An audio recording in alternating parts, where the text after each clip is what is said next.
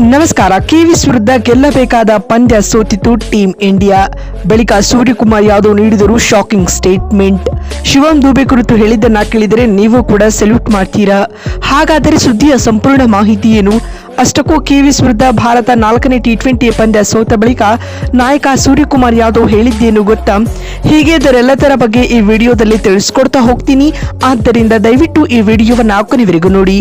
ಆದರೆ ಅದಕ್ಕಿಂತಲೂ ಮುನ್ನ ನೀವು ಕೂಡ ಟೀಂ ಇಂಡಿಯಾದ ಅಭಿಮಾನಿಗಳಾಗಿ ಈ ವಿಡಿಯೋವನ್ನು ನೋಡುತ್ತಿದ್ದರೆ ತಪ್ಪದೆ ಈ ಕೂಡಲೇ ಈ ವಿಡಿಯೋಗೊಂದು ಲೈಕ್ ಮಾಡಿ ಮತ್ತು ನಮ್ಮ ಚಾನೆಲ್ಗೊಂದು ಸಬ್ಸ್ಕ್ರೈಬ್ ಮಾಡಿ.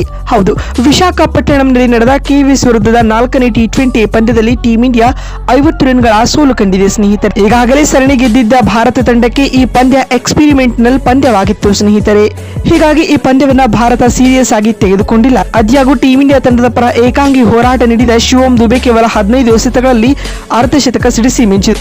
ಆದರೆ ಶಿವಂ ದುಬೆರವರ ಈ ಹೋರಾಟ ವ್ಯರ್ಥವಾಯಿತು. ಕೊನೆಯಲ್ಲಿ ಲೋವರ್ ಆರ್ಡರ್ ಬ್ಯಾಟ್ಸ್ಮನ್ಗಳು ಪೆವಿಲಿಯನ್ ಪರೇಡ್ ನಡೆಸಿದ ಪರಿಣಾಮವಾಗಿ 4ನೇ ಟಿ20 ಪಂದ್ಯದಲ್ಲಿ ಟೀಂ ಇಂಡಿಯಾ 50 ರನ್ಗಳ ಸೋಲು ಕಂಡಿದೆ. ಇನ್ನು ಇದಕ್ಕೂ ಮುನ್ನ ಈ ಒಂದು ಪಂದ್ಯದಲ್ಲಿ ಟಾಸ್ ಸೋತು ಮೊದಲು ಬ್ಯಾಟಿಂಗ್ ಮಾಡಿದ ನ್ಯೂಜಿಲೆಂಡ್ ನಿಗದಿತ 20 ಓವರ್ಗಳಲ್ಲಿ 7 ವಿಕೆಟ್ ಕಳೆದುಕೊಂಡು 215 ರನ್ ಕಲೆ ಹಾಕಿತು. ತಂಡದ ಪರ ಟಿಮ್ ಸಿಫರ್ಟ್ 62 ಹಾಗೂ ಡೆವಾನ್ ಕಾನ್ವೆ 44 ರನ್ ಬಾರಿಸಿ ಟಾಪ್ 2 ಸ್ಕೋರರ್ ಎನಿಸಿಕೊಂಡರೆ, ಇತ್ತ ಅರ್ಷದೀಪ್ ಸಿಂಗ್ ಹಾಗೂ ಕುಲ್ದೀಪ್ ಯಾದವ್ ತಲಾ 2 ವಿಕೆಟ್ ಪಡೆದುಕೊಂಡರು.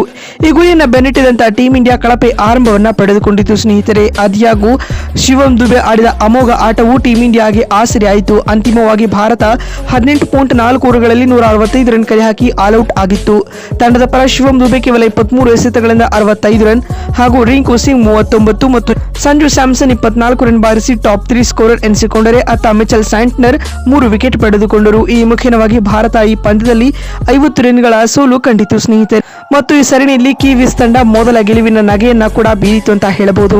ಇನ್ನೀಗ ಪಂದ್ಯ ಮುಕ್ತಾಯದ ಬಳಿಕ ಮಾತನಾಡಿದ ನಾಯಕ ಸೂರ್ಯಕುಮಾರ್ ಯಾದವ್ ಈ ರೀತಿಯಾಗಿ ಹೇಳಿದ್ದಾರೆ. ನಮಗೆ ಈ ಸೋಲು ಅಷ್ಟೇನೂ ವ್ಯತ್ಯಾಸವನ್ನ ಉಂಟು ಮಾಡುವುದಿಲ್ಲ. ಯಾಕಂದ್ರೆ ನಾವು ಈಗಾಗಲೇ ಸರಣಿಯನ್ನ ಗೆದ್ದುಕೊಂಡಿದ್ದೇವೆ ಮತ್ತು ಸೀರೀಸ್ ಗೆಲುವಿಗಾಗಿ ನಾವು ಏನು ಮಾಡಬೇಕು ಅದನ್ನ ಮಾಡಿ ತೋರಿಸಿದ್ದೇವೆ. ಇದೊಂದು ಪ್ರಯೋಗದ ಪಂದ್ಯವಾಗಿತ್ತು. ನಾವು ಈ ಪಂದ್ಯದಲ್ಲಿ ಸಾಕಷ್ಟು ಎಕ್ಸ್ಪೆರಿಮೆಂಟ್ ಗಳನ್ನ ಮಾಡಿದ್ದೇವೆ. ಬೇಕು ಅಂತಲೇ ಈ ಪಂದ್ಯದಲ್ಲಿ ಕೇವಲ 6 ಬ್ಯಾಟ್ಸ್ಮನ್ಗಳೊಂದಿಗೆ ಕಣಕ್ಕಿಳಿದಿದ್ದೆವು. ಅದು ವರ್ಕ್ ಆಗಿರಲಿಲ್ಲ ಎಂದು ಸೂರ್ಯ ಹೇಳಿದ್ದಾರೆ.